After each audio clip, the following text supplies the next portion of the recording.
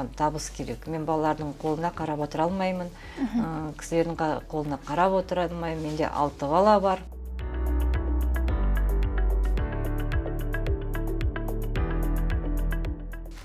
Кішкентай 4 балам кәлеметке толмаған. Солардың бәрін оқытып нету керек. Өздерін қатарына қалдырмау керекпін мен деп. Неткенде сонда сол кезде осы идея шықты, осы цехты ашуға. Бірінші пандемияда біз маска тіктік. Балалармен 10 000 маскада тіккен шығармыз. Сонда Азамат деген ортаншы ұлым күлет, где первый миллион заработали, на масках заработали деп күлетінді. Оларға да қызық болды. Вот еңбек болса, табыс та болады. Содан біз осы цехты ашып, әкімшілік бізге көмектесті спонсормен ремонттың стройматериалдарды.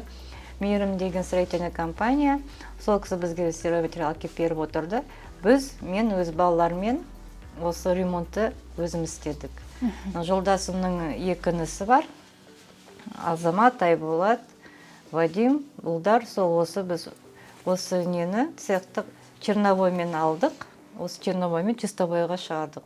Акиматтың спонсоры. Ол кісілерді, ол да бізге немен қарады, түсініктімен. Біз смета жасау білмейміз.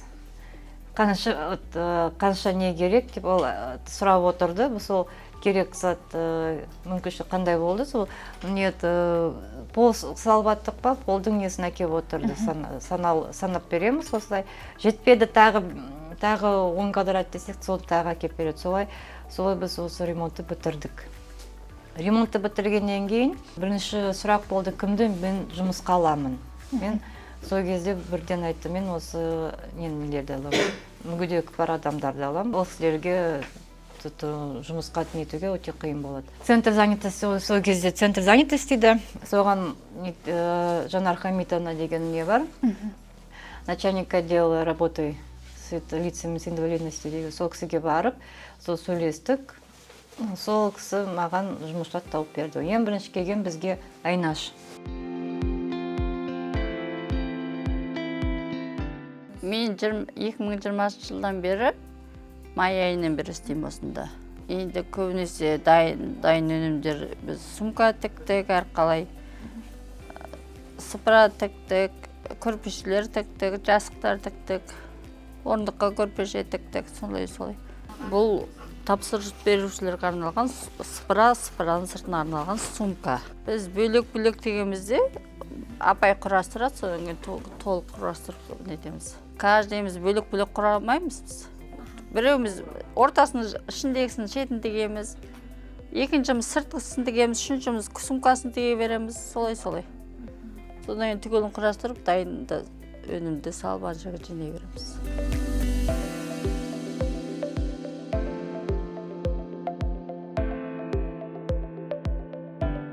Бізде мұнда центр, Астана жастары осы ғимаратты бізге ақсыз полсыз берді.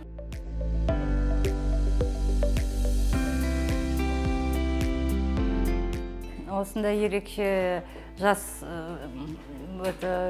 мамандарды үйретуге. Міндемін Жанар, нарушением слуха и речи. Осындай бізде мынандай көрпешелер тігіп үйреніп жатыр. Осындай көрпешелерді біз неге апарғамызда? Астана жастарға, волонтерларға нетуге, помощь нуждающимся дегендерге. Бізде Вероникада бізде осында уже екінші жыл бұрын оқитында, қазір уже жұмысқа тұрды. Мынандай осындай көрпешелер, осындай ою-өрнекті жинайды, композицияларды.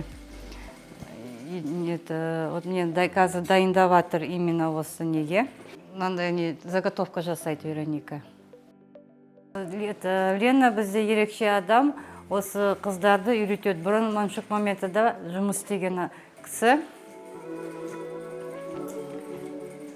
Қыздарды осы технология, тігудің технологиясын үйретеді. Біз осы жақтағы балаларға ақсыз үйретеміз. Біз бір тиын ақша алмаймыз, балаларды таңертең алып келеді, түстен кейін бізде 2 сменмен солай қыз балалар, ұл балалар оқиды. Уже қазір бірінші партия кетті, сабақ алып. Мынандай қазақша көйлектер тігеді. Нелер бар, дворовой клубтар бар. Дворовой клубтарға нелеріне костюмдер осыны тігеді.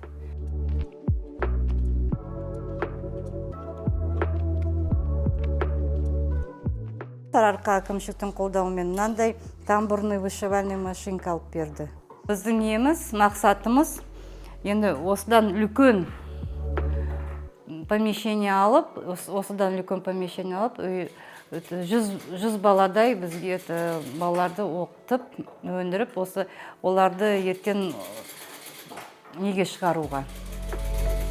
Дүние жүзінің несіне выставкасына шығаруға. Ол біздің қазақ өнерлерді көбейту, көрсету. Бізде пэтчворк дегенді үйрететілені. Соны бәрі әлемдік выставкаға шығарып, көрсетіп, сонда осындай Қазақстанда осындай ерекше балалар, ерекше адамдар осындай қамтесіп жұмыс істейді. Олар талпынып, өздері үйде жатпай, талпынып неткен. Өздерінің жұмыстары деп. Енді қазір мен 2022 жылы 5 миллионы грант ұтып алдым.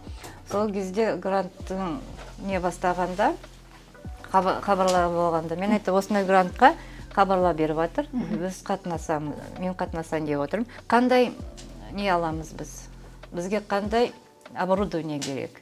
Не керек? Жұмысшыларымыз бірге ақылдасып, сосын мен грант жазып, ұтып алғаннан кейін, мен ұтып алдық, осын алдық деп осы нетеміз. Даже элементарно осы күндегі заказ, бізде өзіміз чатымыз бар.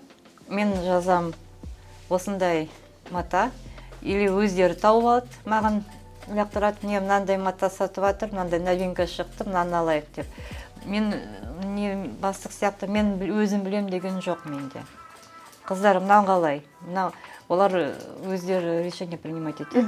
Бізге мынау керек, мынаны етейік, мынаны алайық, мынандай тігейік деп олар өздеріне. Біз сонымен нетеміз, солай бір-бірімізді қолдап ұстаймыз. Енді осы биыл социальный предпринимательдерге тағы грант шығайын деп жатыр.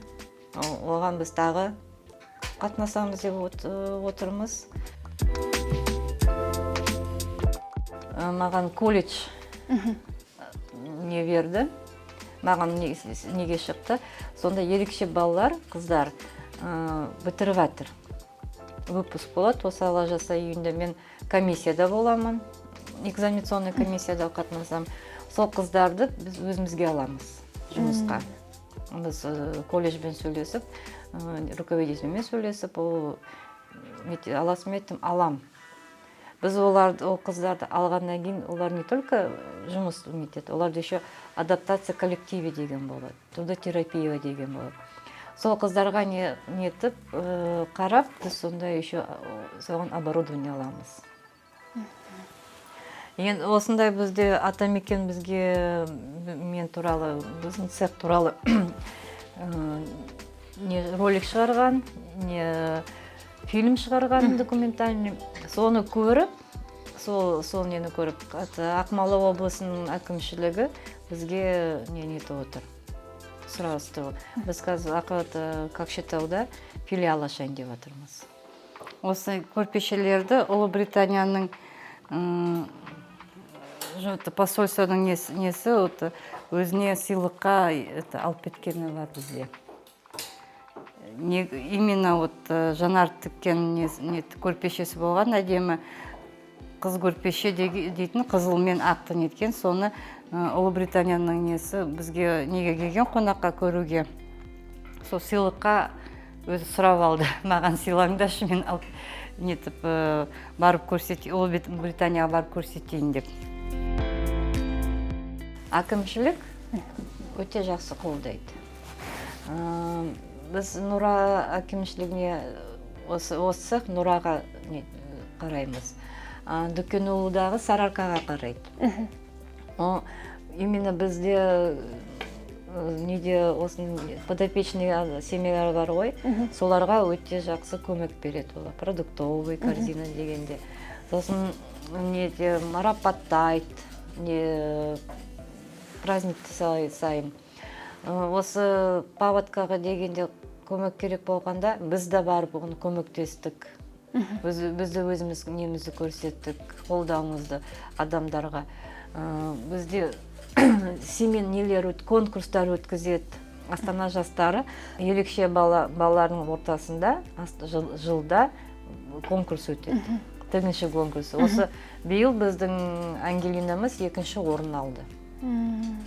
Ол конкурста олар сыйлықты сыйлайды. Олар талпыныс әкімшіліктер, именно осы жас волонтерлерді олар марапаттап, неге университеттерінен еткенде алғыс хат бергенде, ол балалар да өз-өзін етеді. Әкімшілік осылай қолдағанда біздің балаларға да уже ол үлкен көмек.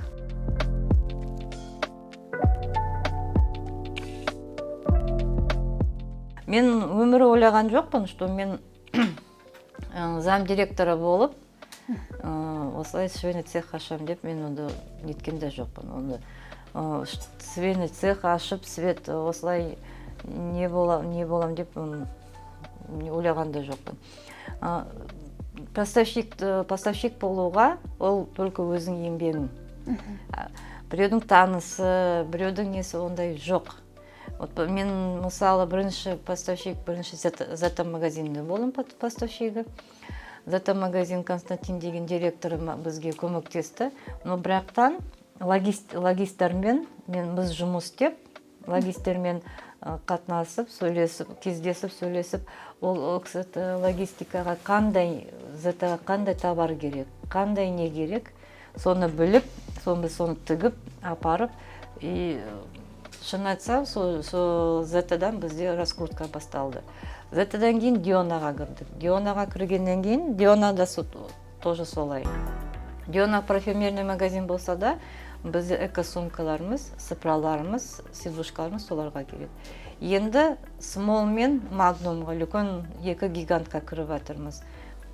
Ол бәрі ойлайды, ой, оған таныс керек, ой, оған не керек, оған таныс керек емес, оған жұмыс істеу керек, еңбек керек. Еңбек и талпыну керек. Мен істеймін десең, адам істеймін десе, ол істейді.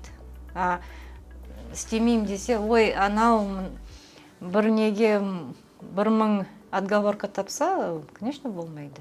Қасым-Жомарт Кемелевич өте көп жақсы нелер айтты, осы бізге средний малый бизнеске көмек деп. Әкімшілікке нет барсаң, олар мен қалған қалай білмеймін, мен любой неге управленияға записпен барсам, мен алдыма қарсы алып, тыңдап, нетеді. Жәрмеңкеге бізді шақырады. Біз мысалы, осы Наурызда 2 күн бізде юрта болды. Бізде выставка болды, ярмарка болды, продажа болды, и біз еще мастер-класс көрсеттік. Ерекше балалармен особый праздники қосып, 2 фонд қосып, біз еще концерт қойдық. Ол внутренний политикамен инвестициялардың несі. Бізге ол юртта 2 күн бойы бізге юртаны беріп, юртамен полностью оборудование беріп, концертное оборудование, ол қандай көмек. Наурызға келген адамдар уже тағы бізді біліп көріп отырды. Ол реклама сияқты ғой, қалай нетеді, солай болады.